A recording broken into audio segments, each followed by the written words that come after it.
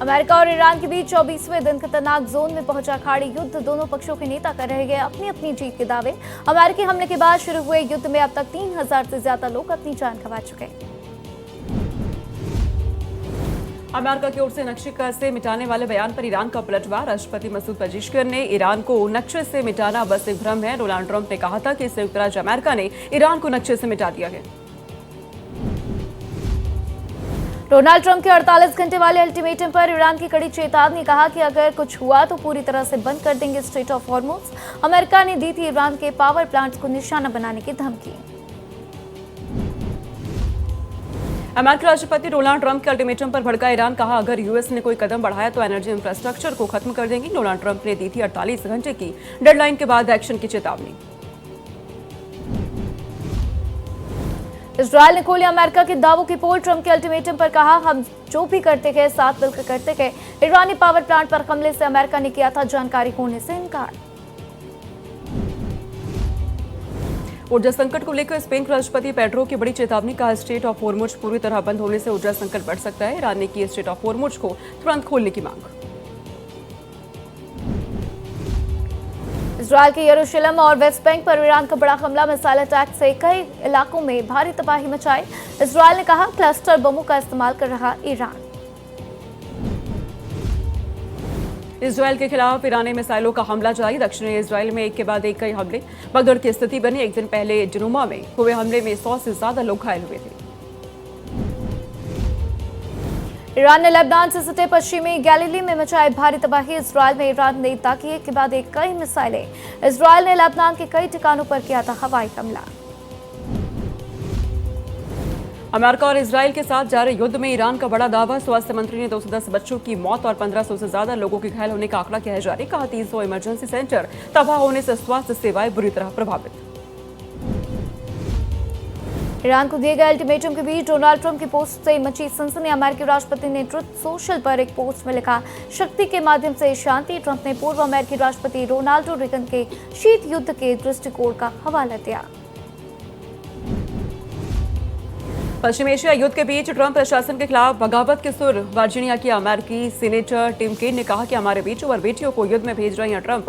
वह अभी भी यह स्वीकार करने में असमर्थ हैं कि वे 2020 का चुनाव हार गए थे। ईरान के विदेश मंत्री अब्बास अरागची ने अपने ओमानी समकक्ष से की बातचीत। फोन पर उन्होंने ईरान पर अमेरिका इजरायल युद्ध के नवीनतम घटनाक्रमों की चर्चा की। दोनों विदेश मंत्रियों ने पक्षों के बीच परामर्श जारी रखने पर जोर दिया। ऑपरेशन एपिक फ्यूरी के जवाब में ईरान का ऑपरेशन टू प्रॉमिस 4 जारी। संयुक्त सेना की जवाबी कार्रवाई में इजरायल के कई शहरों पर missile attack. Operation True Promise की 75वीं लहर में कई मिसाइलों को लॉन्च किया गया। ईरान ने जारी किए इजरायल में तबाही की कई तस्वीरें। लिखा ये गाजा नहीं इजरायल की राजधानी तल अवीव है। ईरानी बैलिस्टिक मिसाइल की काट नहीं ढूंढ पा रहा है इजरायल। पश्चिम एशिया में जारी युद्ध के बीच यूएस सेंट्रल कमांड का बड़ा दावा। कहा अमेरिकी हवाई हमलों में ईरान के कोम स्थित टरबाइन इंजन उत्पादन संयंत्र पूरी तरह से नष्ट। यह ड्रोन और विमान की पुर्जों के निर्माण में महत्वपूर्ण भूमिका निभाता था। दक्षिण पश्चिमी ईरान के खुजिस्तान प्रांत में स्थित देसफुल पर संयुक्त सेना का हमला। हवाई हमलों के दौरान भीषण विस्फोट से दहला पूरा इलाका। इजरायली मीडिया ने बताया आईआरजीसी के हवाई अड्डों को बनाया गया निशाना। लेबनान के कसी में ही ब्रिज पर इजरायल ने की है बड़ी एयर स्ट्राइक। ब्रिज तबाह होने से बेरूत में कई इलाकों का संपर्क टूटा। एटीएफ के हमले के बाद इलाके में दिखा धुएं का गुबार। ईरान और इजरायल जंग को लेकर अमेरिका का बड़ा दावा। यूएस आर्मी ने किया ईरानी ड्रोन फैसिलिटीज पर बड़ा हमला। ईरानी सैन्य ठिकानों को निशाना बना रही है संयुक्त सेना।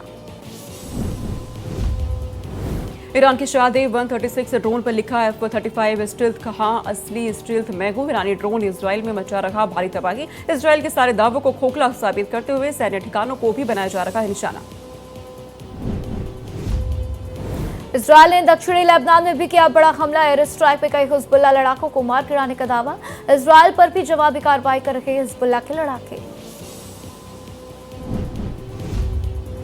इजरायलियों द्वारा कब्जे वाले वेस्ट बैंक के दीर अल हताब में यहूदियों का तांडव। ईरानी हमलों से परेशान लोगों ने फिलिस्तीनियों के घरों में लगाई आग। स्थानीय लोगों की मदद से राहत के काम में जुटा सुरक्षा दल। ईरान के हमलों से परेशान यूएई की बड़ी कार्रवाई। हमले के दौरान ईरान की 4 बैलिस्टिक मिसाइलों को तबाह किया। यूएई एयर डिफेंस ने ईरान के 5 यूएवी को भी रोका है।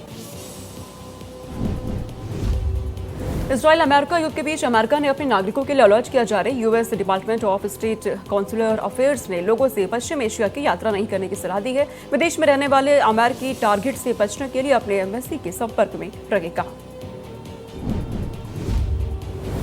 खाड़ी युद्ध को लेकर रोमन कैथोलिक चर्च में पोप लियो 14 ने दुख व्यक्त किया है। उन्होंने कहा कि युद्धों से होने वाली मौत मानव परिवार के लिए शर्म की बात है। अमेरिकी हमलों के बाद शुरू हुआ युद्ध में अब तक लगभग 3000 लोगों की मौत हो चुकी है। इजराइल ईरान युद्ध के बीच लंदन में यहूदी संगठन पर हमला। हिजबुल्लाह द्वारा चलाए जा रहे एम्बुलेंस को जानबूझकर लगाई गई आग। सीसीटीवी में भागते दिखे कई संदिग्ध। विदेश मंत्री एस जयशंकर ने जर्मनी के विदेश मंत्री से खास बातचीत की। सोशल मीडिया पर कहा, जर्मनी के विदेश मंत्री जोहान वेडफुल के साथ वेस्ट एशिया विवाद पर सार्थक बातचीत हुई। संपर्क में रहने पर सहमत हुए। प्रधानमंत्री नरेंद्र मोदी ने पश्चिम एशिया के हालातों पर की हाई लेवल बैठक। कहा, देश में नहीं होने देंगे किसी भी चीज की कोई भी कमी। जमाखोरी और कालाबाजारी नहीं की जाएगी बर्दाश्त। पश्चिम एशिया के हालात पर आज संसद में बोल सकते हैं पीएम मोदी। लोकसभा कार्यवाही के दौरान उठ सकता है खाड़ी युद्ध का मुद्दा। विपक्ष लगा रहा था सरकार की खामोशी पर सवाल।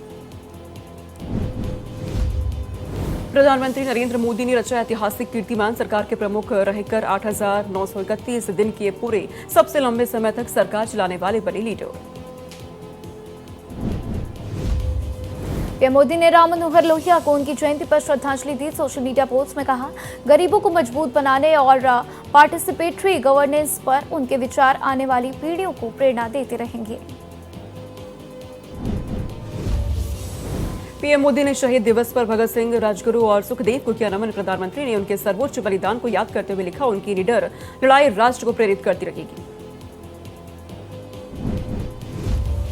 भारत की स्वतंत्रता के लिए अपने प्राणों की आहुति देने वाले शहीदों को याद कर रहा पूरा देश। भगत सिंह, राजगुरु और सुखदेव को दी जा रही श्रद्धांजलि।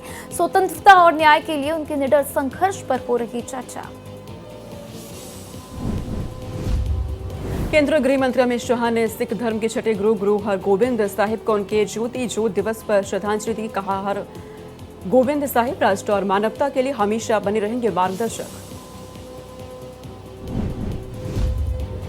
तेलंगाना मंत्रिमंडल बुजुर्ग माता पिता को लेकर कर सकती है बड़ा फैसला। उपेक्षा करने वाले कर्मचारियों को वेतन में 10% की कटौती का ला सकती है प्रस्ताव। मुख्यमंत्री रेवंत रेड्डी ने बहुत पहले ही किया था इशारा। दिल्ली विधानसभा के बाहर आप विधायकों ने किया प्रदर्शन। निलंबित विधायकों की बहाली को लेकर निकाला गया मार्च। पूर्व मुख्यमंत्री आतिशी ने विधानसभा स्पीकर को लिखी थी चिट्ठी। दिल्ली विधानसभा का बजट सत्र शुरू। दूसरी बार रेखा सरकार पेश करेंगी बजट। मुख्यमंत्री ने कहा, लोगों के जीवन स्तर को ऊपर उठाने वाला होगा बजट।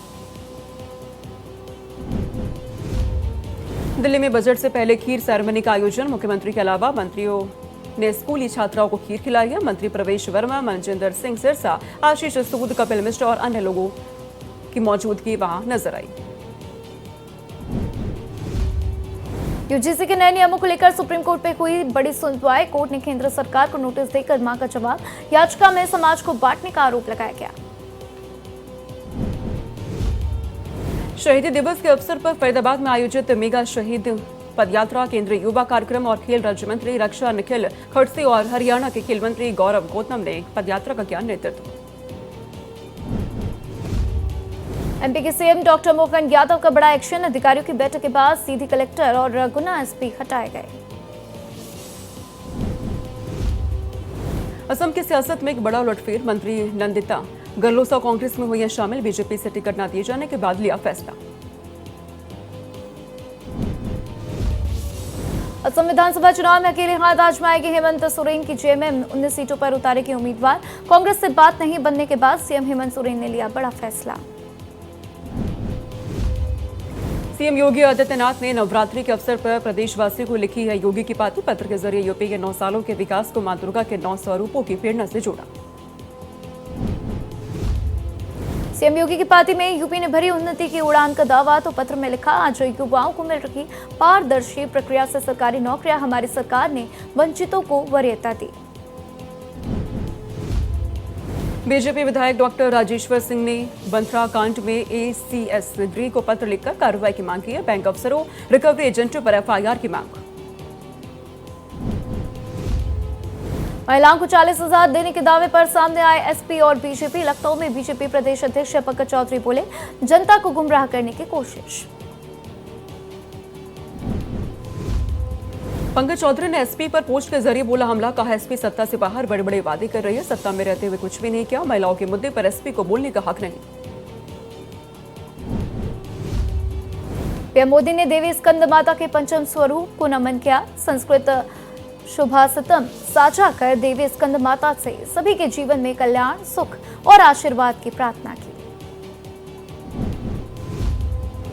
आज चैत्र नवरात्र का 5वां दिन है। मां दुर्गा के 5वें स्वरूप देवी स्कंद माता की पूजा अर्चना हो रही है। नवरात्रि के 5वें दिन मां स्कंद माता के रूप के दर्शन का विधान। वाराणसी में मां स्कंद माता बागेश्वरी देवी के दर्शन के लिए भक्तों की भारी भीड़ उमड़ी। दिल्ली एनसीआर में मौसम हुआ सुहावना, तड़के कुछ इलाकों में हुई हल्की बारिश। आईएमडी ने तेज आंधी के साथ बारिश का अलर्ट किया जारी। उत्तराखंड, हिमाचल, मेघालय समेत कई राज्यों के लिए अलर्ट जारी। 26 मार्च तक हल्की बारिश जारी रहने का आईएमडी ने किया अलर्ट जारी। आम आदमी पार्टी का दिल्ली विधानसभा के बाहर प्रदर्शन। विधायकों ने आरोप लगाया कि उन्हें विधानसभा परिसर में प्रवेश नहीं करने दिया गया। गाजियाबाद जासूसी कांड में डीआरडीओ केंद्रों की रेकी का पर्दाफाश। 200 से ज्यादा वीडियोस भेजे गए पाकिस्तान। पाकिस्तानी आकाओं को दिए गए डीआरडीओ के मैप। दिल्ली ब्लास्ट केस में एनआईए की बड़ी कार्रवाई। एनआईए ने जम्मू कश्मीर के हंदवाड़ा में रेड के दौरान 2 टेरर ऑपरेटिव पकड़े गए। नवी मुंबई में डीआरआई का बड़ा एक्शन। 9.25 करोड़ का चीनी वॉकी टॉकी सहित सेकेंड हैंड हार्ड डिस्क बरामद कर मामले की जांच जारी। राजस्थान इंटेलिजेंस ने भारत में एक्टिव एक बड़े जासूसी नेटवर्क का भंडाफोड़ किया है। असम के जौवा एयरफोर्स स्टेशन से एक शख्स को जासूसी के आरोप में गिरफ्तार किया गया। आरोपी पर इंडियन एयरफोर्स से जुड़ी सेंसिटिव जानकारी पाकिस्तानी हैंडलर्स को देने का आरोप। पूछताछ और जांच के दौरान एक और संदिग्ध का नाम सामने आया। जम्मू के सांबा जिले के घगवाल इलाके में संदिग्ध धमाका विस्फोट से एक घर का गेट क्षतिग्रस्त। घटना में किसी भी तरह की जनहानि या घायल होने की खबर नहीं। सांबा ब्लास्ट मामले में एसएसपी सांबा वरिंदर सिंह ने घटनास्थल का किया दौरा। कहा एनएसजी भी पूरे इलाके को खंगाल रही, हर एंगल से की जा रही मामले की जांच। लखनऊ में पुलिस और बदमाशों के बीच मुठभेड़। एक बदमाश के पैर में लगी है गोली, दूसरा फरार। कई लूट की वारदात में शामिल थे दोनों। एमपी के ग्वालियर में घर में संदिग्ध हालात में मिला बुजुर्ग महिला का शव। सीसीटीवी फुटेज के आधार पर आरोपी बेटे को गिरफ्तार कर पुलिस की जांच जारी। बिहार में अपराधियों के खिलाफ पुलिस का बड़ा एक्शन। मोतिहारी में फरार चल रहे अपराधियों के खिलाफ पुलिस ने की है कुर्की की कार्रवाई। वांटेड बदमाशों के घर को पुलिस ने किया टच। यूपी के उन्नाव में आगरा एक्सप्रेसवे पर भीषण सड़क का हादसा। दिल्ली से लखनऊ लौट रही स्लीपर बस अनियंत्रित होकर पलटने से एक की मौत, करीब 21 लोग घायल।